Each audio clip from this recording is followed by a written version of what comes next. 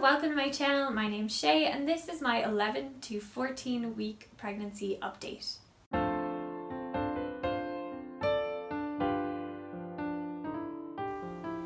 So if you've been watching my pregnancy updates so far, you will know that I was doing it in 2-week increments, and I think I will continue with that in the future. However, I just was very unwell when I went to film the 12-week update. And I just thought, I'll catch up at week 14 and cover 4 weeks and then just proceed from there.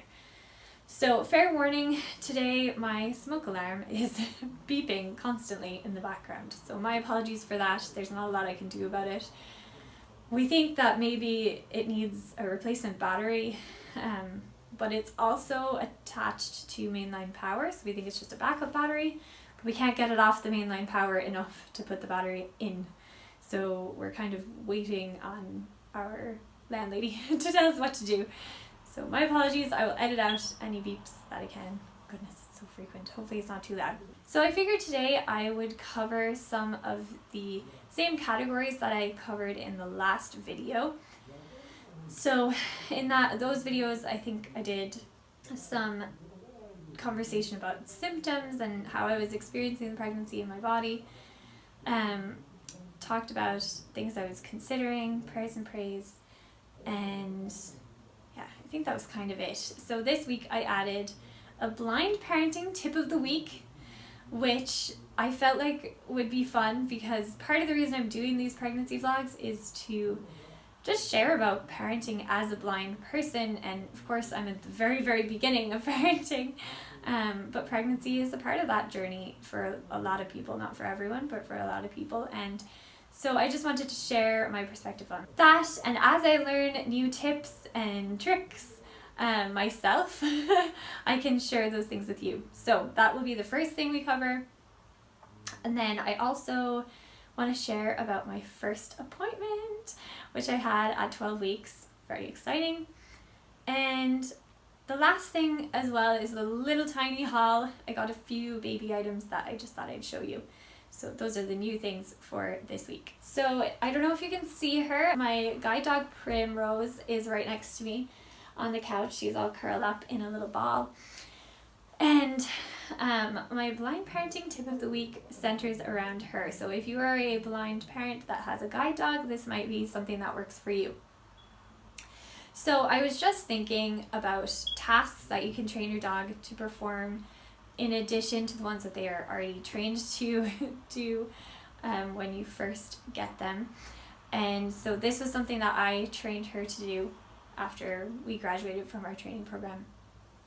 And that is to retrieve items. The reason I trained her to do this was I didn't like feeling all over the dirty ground to pick up things that I had dropped. And as a blind person, you just don't really have a lot of options when it comes to that. Like, if you drop something, you kind of have to either use your feet or use your hands to find whatever it was that fell.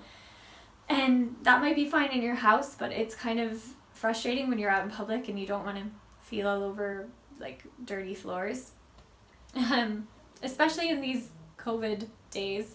So it's really helpful in those cases. And if you have a new baby who's still developing their immune system, might be really helpful just for your dog to see whatever you dropped, whether it be your glove or your hat or your wallet or whatever it may be, your keys. I feel like most of the time when I drop things, it's my keys. So I can just say to her, Prim, get it, and then she'll pick it up for me and she'll put it right in my hand. That way I'm minimizing my contact with the germy ground, which I think is really great if you have a young child that you're worried about potentially getting sick. The other thing I thought was when you're really heavily pregnant, it's hard to bend down or kneel down to get things from, the floor. So having a guide dog that can just snatch it, put it right in your hands, that you don't have to lean down, is so helpful. So I can share more about how I trained her to do that in a separate video, but I just thought if you're a guide dog user and you're going to be pregnant or you're going to have a newborn soon, that might be a really great task to teach your dog. So second category, symptoms. So I'm in the second trimester. That is such a relief because I don't know, the end of the first trimester was just very rough with exhaustion, headaches, nausea. One interesting thing is that I actually didn't vomit all throughout the first trimester until about the last week or two, and I'm not really sure what started me off actually vomiting. I think, before it would just get so bad and then it would just stay that way and it just wouldn't go anywhere. And that was more frustrating in some ways. Like, I found whenever I started vomiting, it was almost a relief, because it was like I would vomit and then I would feel slightly better, whereas like before I would just feel sick and just stay sick and nothing would change.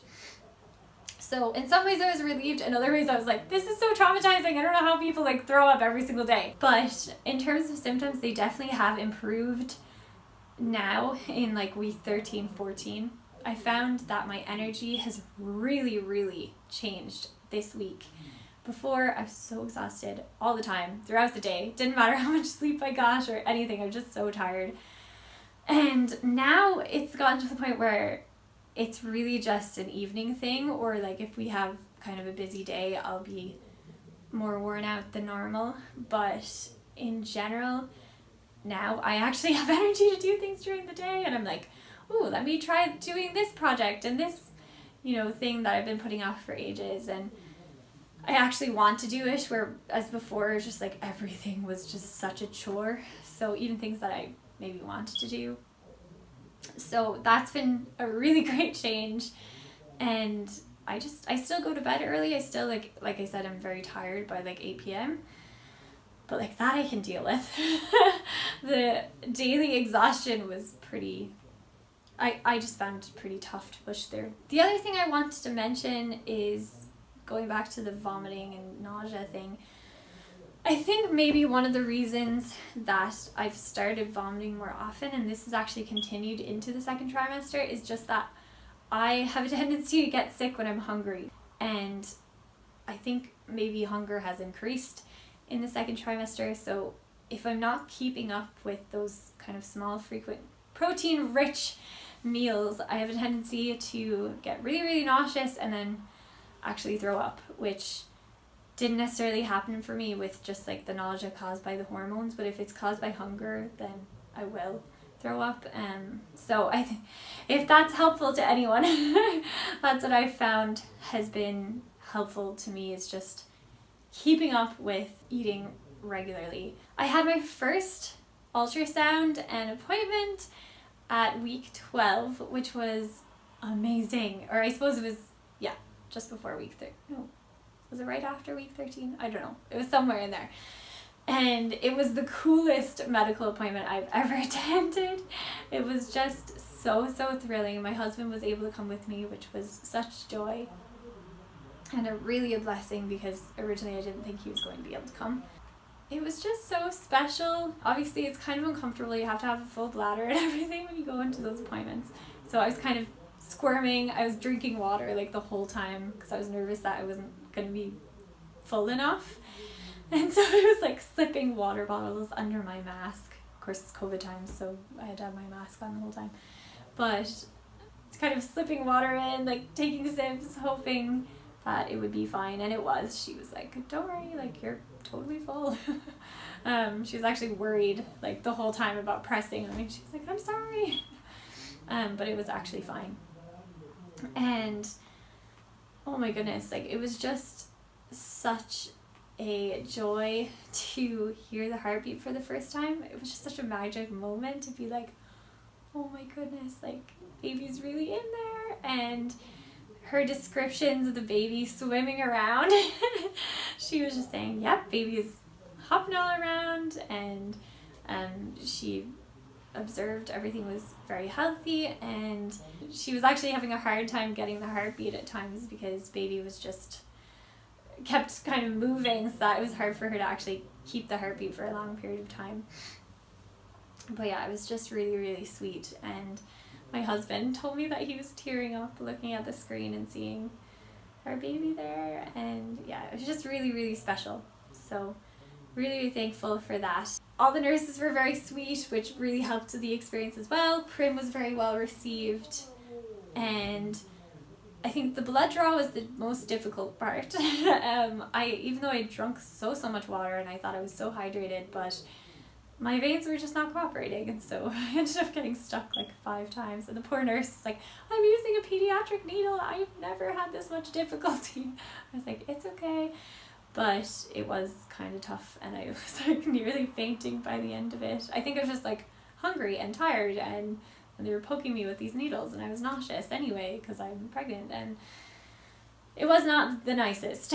But again, really thankful to have my husband there, because he was able to he carried the things and helped me get out of the room and, just recover from the whole ordeal. So just a really, really powerful, incredible experience, and really, really grateful for the whole thing and how it went. Things I've been considering. So I guess the main thing that I have been considering recently is just comfort and discomfort, and how I sometimes feel like, I don't think I've clarified this in any of my videos. My accent is very weird, and you probably noticed this. It's because I grew up in the States but have moved now to another country, and my accent has sort of taken on some of the characteristics of my new country, but obviously some of my American accent is still there, so I am sort of this weird hybrid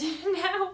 But anyway, having grown up in the States, that's why I make that point. Having grown up in the States, I sometimes feel like I was almost inoculated against discomfort, because living in the States, like, so much of life is about just being comfortable, and it's so easy to be comfortable. And of course we have life circumstances sometimes that make that different, but I think, just little things like, if you want cold water, like, everybody has an ice maker in their fridge, just make ice and toss it in. If you are cold in your house, you just turn up the heat. I don't know, there could be so many examples. I'm very bad at coming up with examples for things like this, but like, I just feel like so much of life is just being comfortable. If you don't want to wear like some fancy outfit for something, a lot of the time people will just be like, who cares, wear what you want, you know what I mean?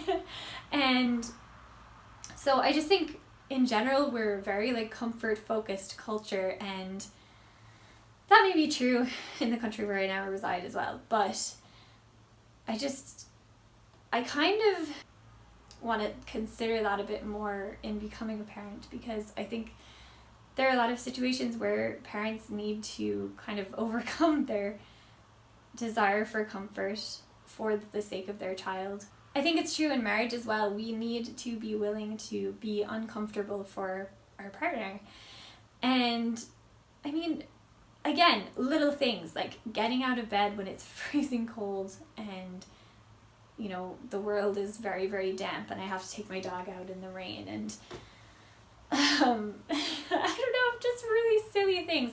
And I thought about this a lot, because feeling nauseous, feeling tired, feeling just kind of uncomfortable in my body and not really wanting to do life, I found really tough. And I guess just completing daily tasks became so difficult, and like it made me think a lot about people who experience chronic illness, and how do they confront their own kind of desire for comfort, and recognizing that it's just not there for them.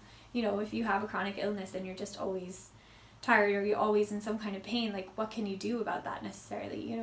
I don't want to be a person that just lays down and gives up when I'm uncomfortable. I want to be a person that is willing to push through and really fight when I'm feeling really unwell, or when I just don't really want to do something. I don't want that to shut me down. And I think of Christ. He was very uncomfortable a lot of the time. He didn't have a place to lay his head, he said, and he obviously went through, excruciating pain for the sake of his people, and experienced the wrath of God for us. And like those things, obviously, it's far from uncomfortable, it's horrendous, but like he did those things for us. He was willing to suffer for us, and I just really want to be able to do that for my husband and for my child. And I think I have a lot of room to grow there. That was very long, so let's move on. Prayers and praise. Praise God, just that baby's doing well and mom's doing well. That the nausea seems to have decreased a lot. I don't know if I really said this earlier, but like I do generally feel a lot better, even though I kind of have these spells where sometimes I'll get really, really sick and throw up, but I don't have the same like constant sense of nausea and exhaustion. So praise the Lord for that. It's a great gift. And I guess just prayers for continued growth and improvement with what symptoms that I do have, just that I can manage the nausea so it's not debilitating. Okay, so we are going to move on to the things that I obtained this week, which is very exciting. I'm going to pull them out from behind me because that was just the only place I had for them. So we're not going to do this in any particular order. This is just a little sweater, kind of jacket, I guess, that I got from our local kind of charity shop, and it's a zip, and I think this is for maybe 3 to 6 months, and it's really, really soft. I think it's kind of a beige, no, is it white? I don't know, I don't have very good vision, y'all. But it's a lighter color anyway, and it has just really, really fluffy inside. I think this will be so, so nice because when it starts to get cold here, that's probably when this will fit baby. So I was really glad to get this. I think it was like €1. This is the same, so this is also from that charity shop. I think it was another euro, maybe €1.50. And this is a navy sweater, I think, and it's just buttoned down, little cardigan, really cute.